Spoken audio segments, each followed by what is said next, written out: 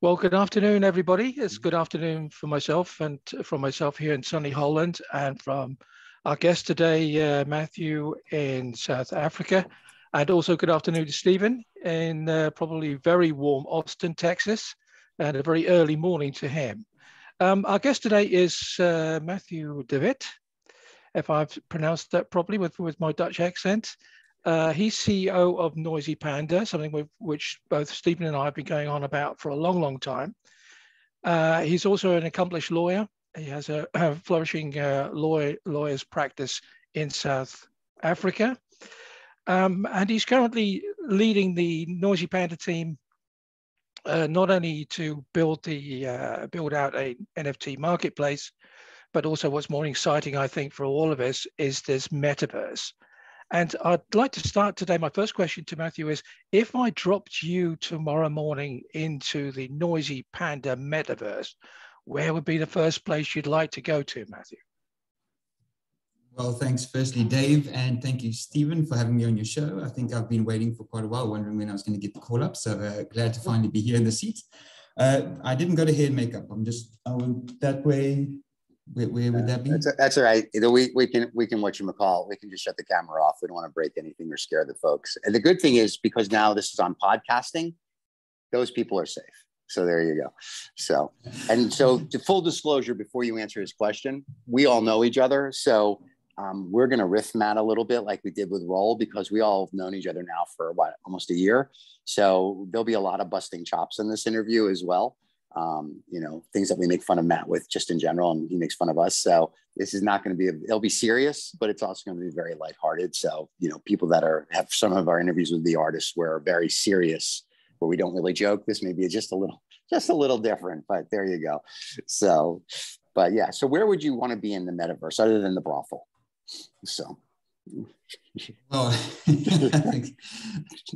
Dave, it's quite easy for me. I've got 4 children. So in my real life, I've got a lot of noise around me. So I think I would head off to probably one of my favorite artists' lounge in their private club. And it's probably going to be jazz, because I want to just relax, grab a drink in there, just kind of forget about the day and just enjoy the music of one of my favorite jazz artists. So if I'm not there, you'll catch me just relaxing in my private room that I've customized to make myself feel nice and relaxed, and just to have an escape and a quiet time where I can sort of look at the stuff that I've bought and enjoy the music that I like the best. Okay, well, you're certainly going to be alone, because I hate jazz, but that's another story. A man of culture. So now, what brought you to Noisy Panda? Like, tell us the story. I mean, I know the story because I was there, but the people that are listening, or the possible, venture capitalists that see this, or your kids 100 years from now that want to make fun of you, they're going to be like, "Tell me about it, Granddad." So, what got you excited about the Noisy Panda when it first started?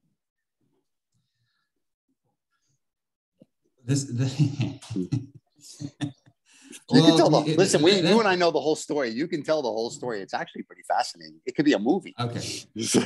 I'll be honest with you. I keep having an actual nightmare. I keep having a recurring nightmare. It's because you know me. Yes, I know. And in this nightmare, I'm standing in a room and there's investors, and they ask me this question. Right. And I say that, well, the person who got me into Noisy Panda was a convicted criminal. And then I can't grab my words fast enough back, and the investors all switch off, and they go, "Oh no, we're not interested in this." And that's a recurring nightmare. No, I think that's a fascinating story, Matthew. I haven't heard this one. So yeah, and that's true. I don't think a lot of people know that you and I met because this convicted person brought us all together to help him start, if you will, a radio station, if you will, online. And then when we found out who he was, we all backed away. But I don't think anybody really knows that whole story. So yeah, this should be actually, if whoever listens, I think it's fascinating. And anybody in Hollywood, like our David T, will probably want to make a movie out of it. So that'll be good. So there you go.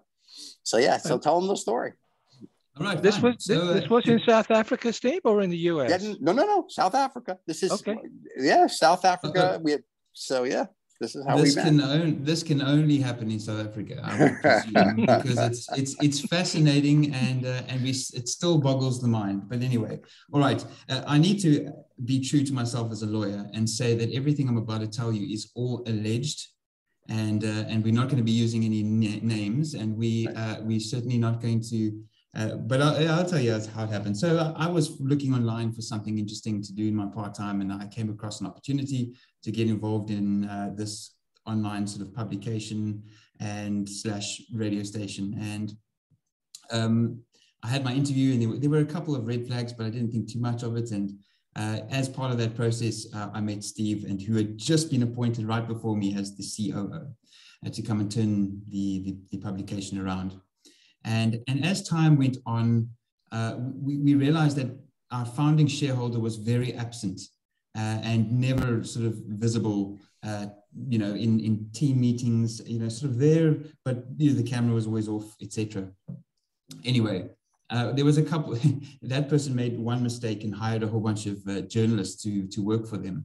And of course, journalists do what journalists do, and they investigate. And there was an allegation that the founding shareholder was in fact sitting in a maximum security prison and conducting business from prison. So Stephen and I deep dived, and we looked through a whole bunch of stuff, and we pulled up company records, and we did a little bit of a forensic audit in an hour, and we confronted this person, and they couldn't deny it properly. I mean, they obviously denied it, but they couldn't give us any evidence on the contrary.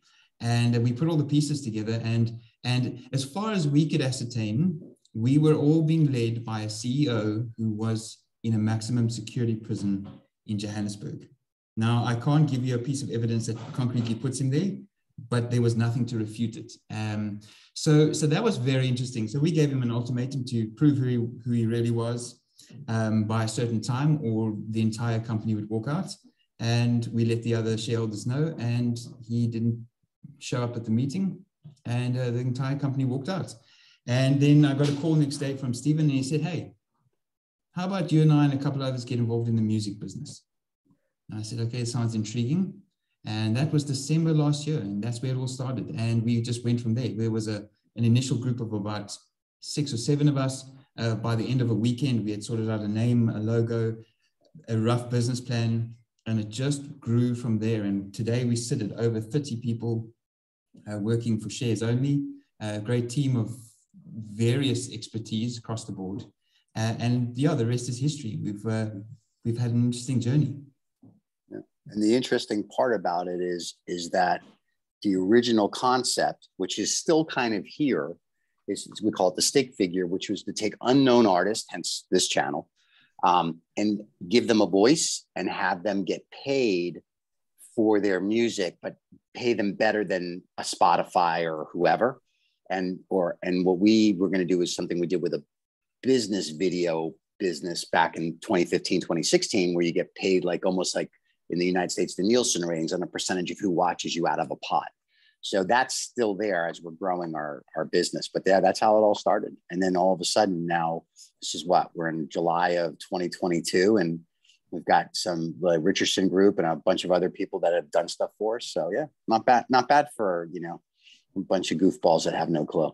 So we're actually getting there. And we got guys in from the music business. So, when people say we don't have anybody with music experience, we have that. We have famous movie producer. We got some stuff for a bunch of guys that have no clue. So. And what I will tell you about what excited me initially about getting involved is,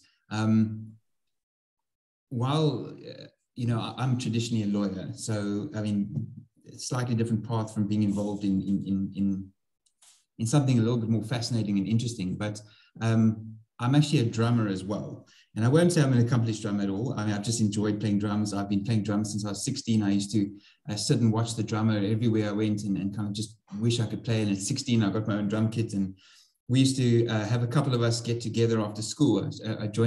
We created a band. It was horrible. And we've still got some old recordings, and we shudder when we think what we put my parents through. But we'd all kind of bring our gear and carry the drums up the stairs and move around to people's houses, and the electric guitarist would rock up, and it was heavy metal at that stage. That was the first music that I got that I listened to that introduced me to sort of rock was Offspring. That was my intro. And then it moved on to some other things as well. So we would, carry up all the gear, and we'd have some guy on the microphone, and we'd turn the amps as loud as they could go and open up the windows, and someone would sort of scream out the windows and then sing, scream, and we'd go crazy, and we'd play so loud we couldn't even hear each other. We weren't even in time. We just had such a great time listening to and playing music. And we had the cops called a few times because the neighbors didn't appreciate our style of music. I wonder, maybe it was the volume. I'm not sure. Well, maybe all the South African police just like jazz music. That's the thing, Matthew. Maybe you should have, gone straight into playing jazz from the get-go. Well, I think it's interesting, but I think at 16, 17-year-olds, we were maybe a little bit more influenced by people like Limp Bizkit and those kind of heavier metal guys. But I learned to love jazz later on in life. So are you thinking about playing again at some stage? Because I know Luke plays. He's probably looking for a drummer. I mean, how fascinating would it be if the Noisy Panda team got together some people that could actually amongst themselves play? Look, I always say I've got 4 kids, and I think most of them are going to be musically inclined. We've got one aspiring guitarist, and one I think wants to play the piano, and the other 2 are too young to make the decision. But I made one thing clear, and I said, guys, there's only one drummer in this family, and that spot's taken. But in Noisy Panda, we've got a good drummer already among our ranks, someone who played for an actual band that people would actually know. It would be interesting. I can play the triangle, maybe the tambourine. There's always space for, or a shaker, or a cowbell. There's always space for a cowbell in a band. I think you can always do with a little bit more cowbell. Yeah, I've just got this vision in my mind of sort of the South African Partridge Family. No, with the blonde hair like that, I'm thinking more of The Hills Are Alive. But anyway, and the famous drummer I think he's referring to is Richard from 50 megahertz. Is that the one? Is that our famous drummer? That's our famous drummer. Okay, because we said, Richard, you should come on the show. And, he's like, he's an advisor. I don't think he's coming on the show, which is too bad. So you're the CEO, go pressure him. So I told him that's part of his advisory board thing. So you got into Noisy Panda. So take us on the journey. Tell us, we got like X amount of people now all working for stock. So take everyone on the journey, because that's kind of, if I'm a musician or I'm a footballer or I'm a rugby or whatever, and I want to be part of Noisy Panda, how do I fit in? Or if I'm an artist, how do they all fit in? Because ultimately all of them fit into Noisy Panda the way we've set it up. So take them on the journey, if you would. I think it's important to understand who we are. What do we stand for? So, as our core values, we have established, and we've been through workshops to kind of look at ourselves and go, who are we? So what is our single voice? And we kind of, settled on that we want to be mischievous. Absolutely. We want to be courageous, and we want to fight for the underdogs. We really want to champion artists, musicians, and other entertainers, including sports people, whether they are looking to make it, whether they've made it and they want to just go further. We really want to take them to the next level. So we were kind of looking, and you mentioned the stick figure. So we started off looking at music, and that was how the journey started. And we quickly identified that the music industry, to a large extent, was broken, and that the musicians weren't getting paid firstly enough to really make a go at it, or certainly enough of them weren't paid enough to make it. A certain few were paid well, and that was very skewed.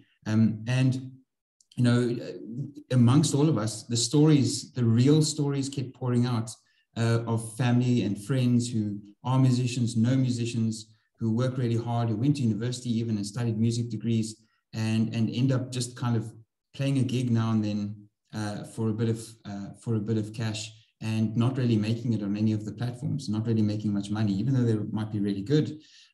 We reached out to actual musicians, accomplished musicians, who said that they haven't made music in 10 years because of the horrendous contracts that they have to sign and the unequal splits in revenue that they suffer. And also just, that ownership and control, they lose control and ownership of their own stuff and of their own brand. And so, these kind of were the messages we were picking up in the market that was wrong with the industry at the time then. And you know, we started off with a very small group, and we soon realized where we lacked skills. And you know, as we sort of spoke to people in the industry, so people became really interested in what we're doing and joined. And we went from a very small group to over 30 people with various skills, from technology officer to marketing to funding to, you know, legal. We got lots of guys involved in music themselves and making films, and very arty people. And you know, that it just, the more people we spoke to, the more people said, hey, I really want to be part of what you're doing, because it really sounds like you've got your head on right. You know, and all we really wanted to do is kind of even out the playing field. We really want a musician who's doing something and spending time creating some content, an artist who spent time painting something or creating something, to have a voice, to be empowered, to reach fans, and to actually monetize what they've done. And you know, there were many breakages in the industry, and as it progressed, we realized, well, you know, the earning and the streaming sharing revenue models weren't the only problems. Of course, it was how do the content creators reach their fans? How are they engaging with their fans? Is that also a problem? And we realized that, you know, it was a problem. If you want to sell your merchandise, you've got to sell on your website. If you want to reach your fans and tell them your news and your stories, you've got to use social media. If you wanted to get involved in NFTs, and I'm sure we'll talk about that later for people who have no clue what those are, you know, you've got to find an NFT platform. If you want to have a live event, you've got to find an event platform. If you want to stream your music, you've got to have a streaming platform. And you know, you end up with this message that's all over the place, and it becomes difficult to create a very strong community with your fans. And that's really what if we had to, in a nutshell, seek what we're trying to do, is we're trying to create a place where fans and content creators can collaborate, create, and monetize together, and thereby creating really strong communities. And that's really what we're doing. We're trying to bridge that gap and create a place where they can really get together and do all of those things. So that's how the problem evolved. And then, of course, from then we got involved in very interesting things. Then we started looking what the market was doing, and we started looking what technology was doing and what opportunities were there. So our fundamental principle is the same. It's bringing fans and content creators, which include sports people, together. And the method in which we're going to do that has evolved a little bit. The way in which we're going to do it varies with the technology that's out there. We want to use all the latest technology, take advantage of all the trends, watch where the market's going, where are the people going, where they're congregating, and we want to meet them there, so that we can create a very powerful marketplace and platform. So with the NFTs, because you touched on that, so if I'm a musician, an artist, or a sports figure or a sports club, then how would I use NFTs with Noisy Panda? You know, I think firstly, Steve, good question. There's such a misconception about what an NFT is. And there are tutorials you can watch. So I'm not going to get into the technical things, but what's important to the listeners is, what on earth do you do with these things? Like, why do they exist? So I'm going to leave I'm going to skirt, you know, like your favorite lecturer that you wait for the important bits for them to say, and then they skirt that issue very nicely. I'm going to skirt all the technical stuff, but I'm going to break it down to, it's more important to understand what can you do with an NFT. Now, I think most people think that an NFT is, you know, a bored ape. And that's what most people think. They think it's a picture of an animal that people are making an horrendous amount of noise about. It's a fad. It's going to disappear. When people get tired of the ducks and the lions and the tigers, you know, they're going to move on, and NFTs aren't going to exist anymore. And that's simply not true. And I think it's just a misconception of what an NFT can do.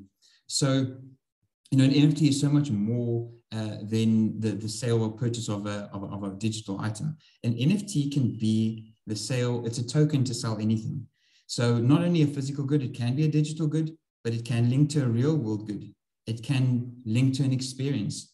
So if you can sell it, you can sell it by NFT. Your NFT is really just your token that you buy online, and then you can then redeem your token for whatever amazing underlying, utility or value or real world item is linked to that token.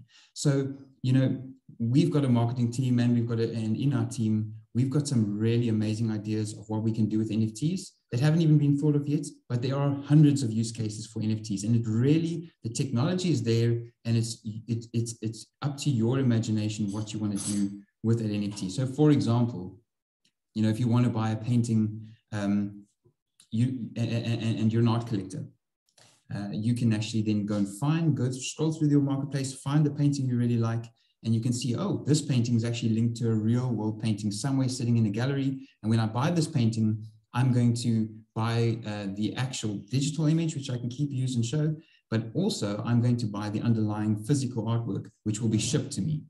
But now remember, again, we're about creating closer communities. So think about what you can do more to create more of a connection with that artwork or with that artist. Now the artist who's selling that artwork can come to us and say, look, I want to put that NFT up of my painting. When someone buys it, they're going to get the painting, but also they'll get all the paintbrushes I used, but also they'll get to meet me, whether we're in the same country, a physical meeting, or whether it's a Zoom meeting. They can ask me questions for half an hour. They can have a virtual coffee with me. You can add experiences to that. So all of that you can do to create a closer community between the artist and the fan, the consumer of the artwork. And the sky's the limit what you can do. So NFTs are certainly not pictures, because, you know, a picture alone, people are saying, well, what's the value? What's the use? My personal opinion is, you know, people buy these, they see these things as almost like financial instruments. So like Bitcoin, they're speculating on buying a picture of a lion because they think that tomorrow they can sell it at double the price. The problem is there's no utility underlying that. There's no real world value that comes along with the lion. You might really love a picture of a lion or 10,000 versions of that picture. You might love that, and that's great. That's for you. But for most people, they want to know what they're getting with it. And you know, you can have links, and your NFT can have a coded invitation to a very small Discord group where, you know, very important information is shared with a select people. People have used NFTs to invest in companies. There's just, you really, the sky's the limit with what you can use it for. Very important, Steve said about the sports club. If you're a sports club, and this is really important, the likelihood is you're still working off well, it depends where you are in the world, but many places in the world are still working off physical tickets. So you go online, you buy your tickets, and you have to go somewhere and get your ticket printed. With an NFT, you can actually integrate ticketing into NFT. So when you buy your ticket, in fact, what you get is an NFT, goes into your wallet, you present your NFT on your phone at the door, and you have the idea behind an NFT is it's non-fungible, which means there's one of a kind. It's got a special code, and the whole blockchain knows that only you own that. So when you go to the door and you scan your NFT, that's unique to you. Your ticket is secure, and you walk in and you take your seat. You know, you can do things with that. You can add onto that. You can add memorabilia. So when you buy your NFT, you might get access to unseen footage. With your ticket, you might get access to match day memorabilia, whether it be physical goods or digital goods. You might add a beer into that, or a cool drink into that. It might be linked to that NFT. So again, it's a way for a club to maximize that opportunity to engage with their fans and create a closer community and a closer bond. But also, it's a more secure way. So another advantage is, you know, these guys that buy up bulk tickets and then they resell them at horrendous prices. I mean, I'm a huge rugby fan, and I recently was looking at tickets to the Cape Town Stadium to watch the Springboks play. And you know, I was looking at tickets there that were 10, 15 times the normal price. And that's due to scalping. And unfortunately, you know, the stadium can't control that. So with NFTs, you can control that on sale, and you can say, look, these can only be sold once. And it goes to your wallet, and you can't then sell it again, which prevents... shameless plug. And Noisy Panda does NFT ticketing. So make sure that, you know, anybody listening, they're not going to go, oh, this is a great idea, we should go do it. It'd be like, no, call us. This is what we do. So. Exactly, Steve. Exactly. So I mean, I think, yeah, people really need, you know, if you look at what the market is saying, if you look at what, if I were Damadani, you always say, well, the clever people are saying this. if you look at what the auditing firms are saying, the guys that are writing reports, the guys that are thinking about this, they're already saying NFTs are going to be commonplace in the future for so many things that you wouldn't think of now, but it's just going to be so common to use an NFT for things. So it's coming, and because it's coming, we're taking advantage, and we're saying, right, this is yet another way that we can bring fans closer to artists, musicians, sports people, sports clubs. And so, our fundamental principle will never change. The technology we use might, and it is nice that we're looking at building and creating our very own marketplaces, and so that we can sort of control what works and what doesn't work, and we do it on our terms. So it's been a very fascinating journey, because like most of us, or most of the people listening probably, when I first heard NFT in this team, I thought, oh no, what on earth are we going to do? Are we going to draw a panda and have 10 million renditions, and is that all we're going to do? And it just blew my mind, learning and going through that journey of what NFTs are all about and what they can actually do for people. We're talking to art galleries about getting their entire collection up on, sold online.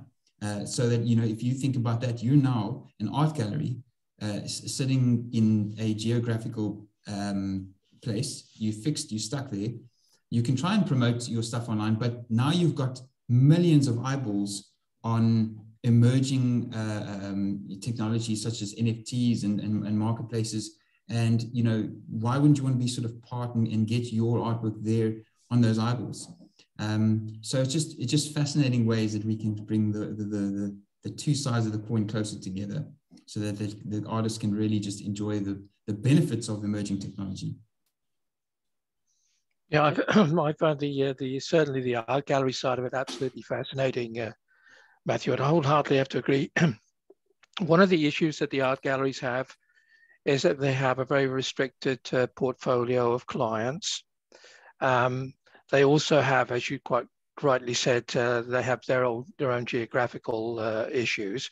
It may be a really, small niche gallery stuck around a corner somewhere that only the people in the know would get to.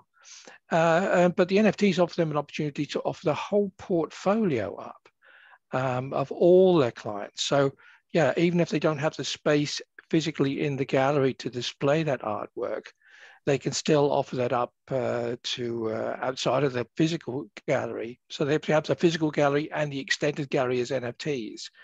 And that gives an opportunity not only to the gallery holders to make extra money because of what they're offering is extended, but what's more importantly is that the people who don't quite make the cut to get into the gallery, or don't quite have the money to pay for that space in the gallery, those people that I always say are at the bottom of the pyramid, that's a fantastic opportunity for them, that they could just wander around the corner and say to the gallery holder, excuse me, Mr. Gallery holder, do you actually, excuse me, do you actually have NFTs? Oh, you do? Great. Well, can you put me on your list? Because that's an opportunity for me to be seen by a lot more people than that's currently available. Sorry, I have a bit of a cold today, gentlemen, so apologies for that. That's right. Your nanny will be there shortly. So I think that's because the UK is not used to all this warm weather.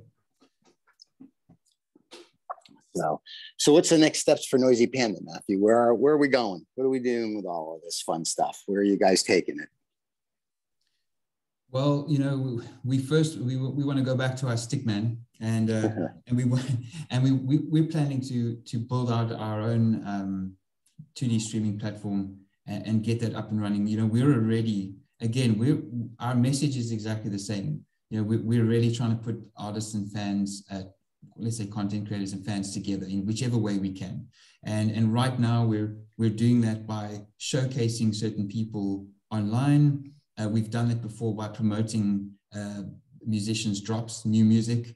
We're doing that any way we can. So fundamental is always the same. Wait, don't blow by that. What about the new music drop? Who did we do? What did we do? Who's the musician that we brought in and dropped, and who was his mentor and all that? Because people may not know. Yeah, I think that might. We've got a fantastic rapper that my kids actually love listening to, And he's more well known, I think, in Canada and in Holland. And of course, that's why he came to us.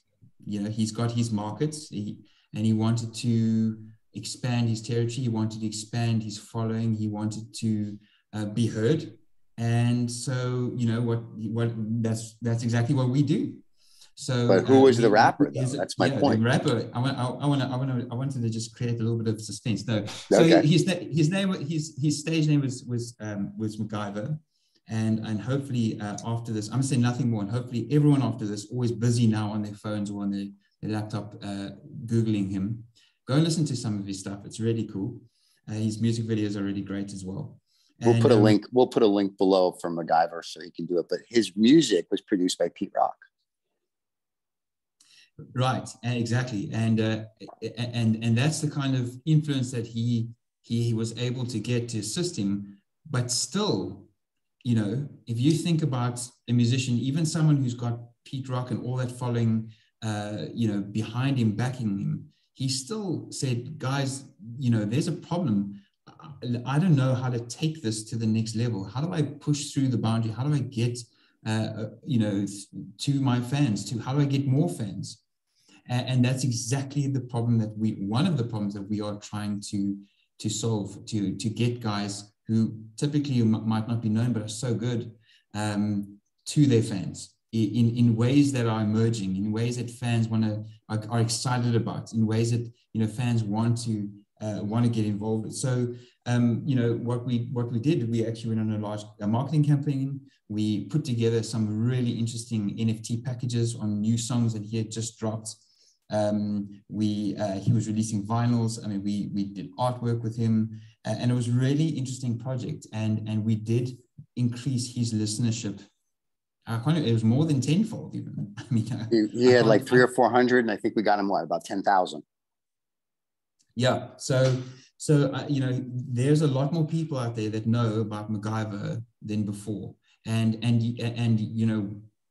what have we got at the moment? We've got a bunch of committed people to a project that everyone's working for stock. Imagine what we will do when we've got, funding, we've got, proper tools. Now we're just a couple of guys that have got a common vision, and we're just giving evening time, weekend time to promoting artists.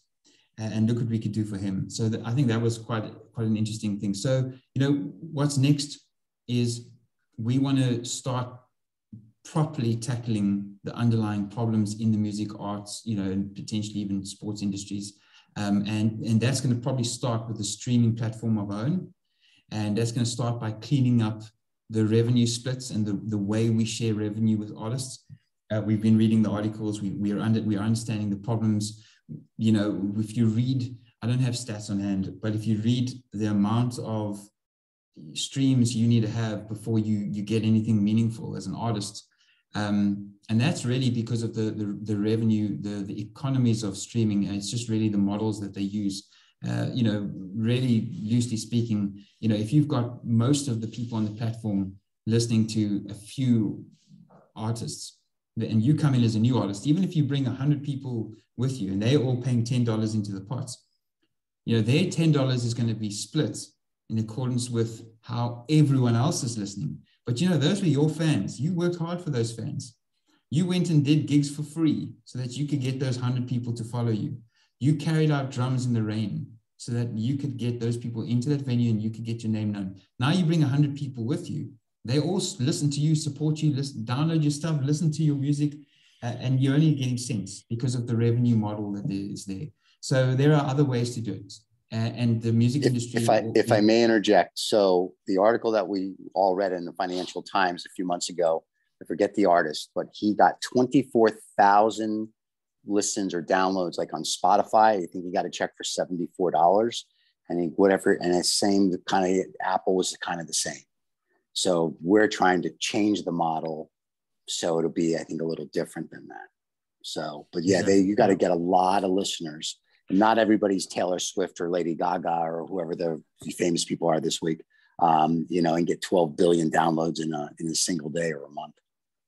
But that's the point. The BBC reported today 1 million streams a month is giving an artist roughly $12,000 a year.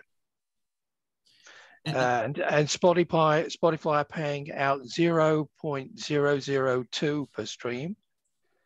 And yeah, they're only really talking about the only people, certainly UK, I'm talking about UK streams because this is something that came in from the BBC I was reading this morning.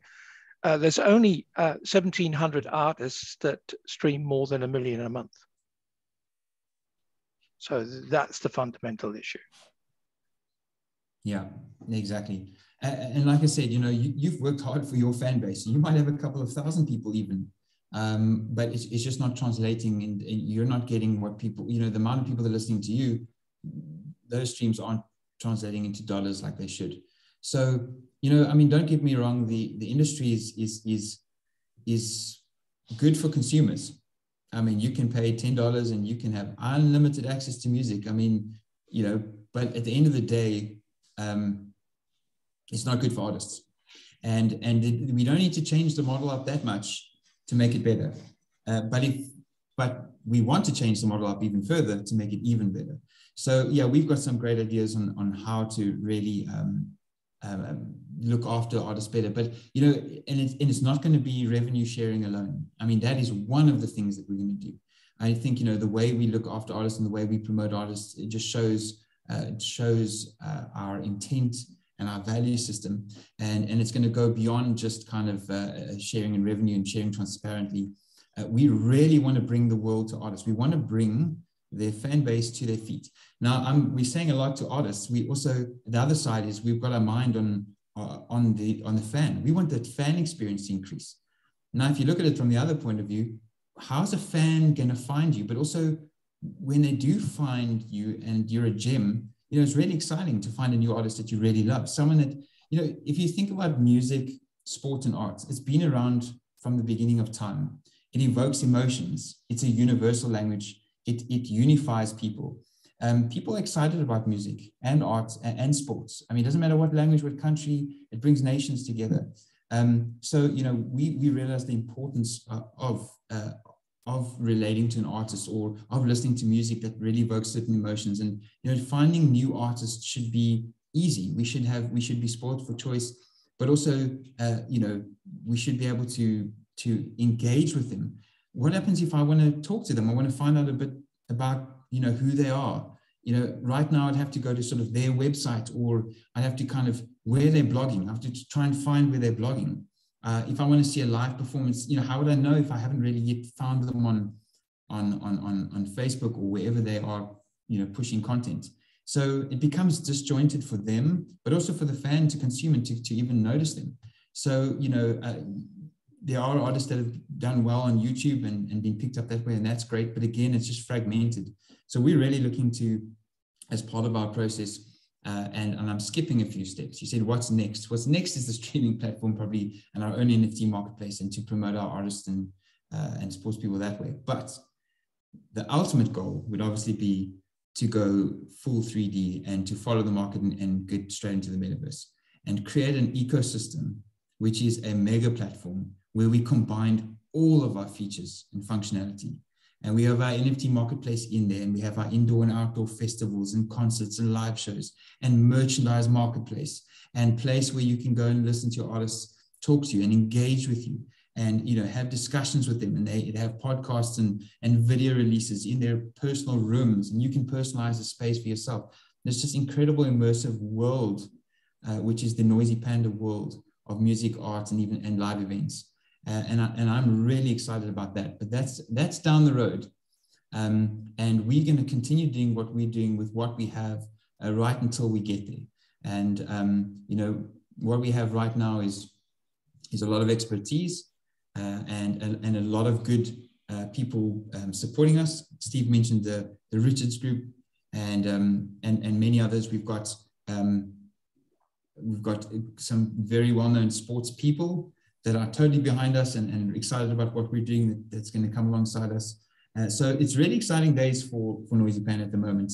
And I'm really excited about our technology journey as well, but mostly to see what can actually be done.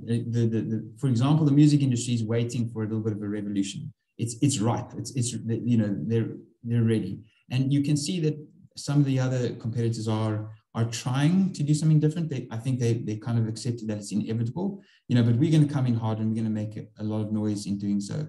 And we're excited to see, how that changes. And we really think that, musicians and fans alike are definitely ready for this change. And so, so the next 6 months, where do we see Noisy Panda? Where is it going? Other than, you guys are working on funding right now, right? Looking for money like everybody else. So we're looking for money because there's certain things that not having money can't build. That's true. We're looking for it. So if you are a venture capitalist and you might be listening to this, come and have a chat to us.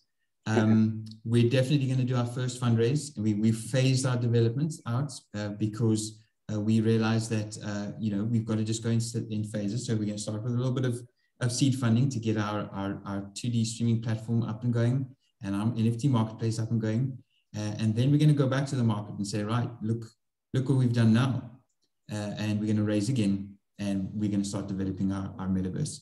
But I think, it's time now for artists to reach out to us, see where they can fit in, see what we can do for them. And in the next, 6 months, we'll be ready to offer them something very tangible. And I'm very excited to see how the market's going to react to what we've done. Well, I'm really excited as well, Matthew, and I'm excited to join you in your listening to some jazz music in your wonderful artist or chill out room in the Noisy Panda world. Gentlemen, thank you very much for your time today. Been absolutely fascinating to hear from Matthew. Again, Matthew is CEO of Noisy Panda World. All the tags and everything, all the links will be at the bottom of the screen, so you can get down to it down here.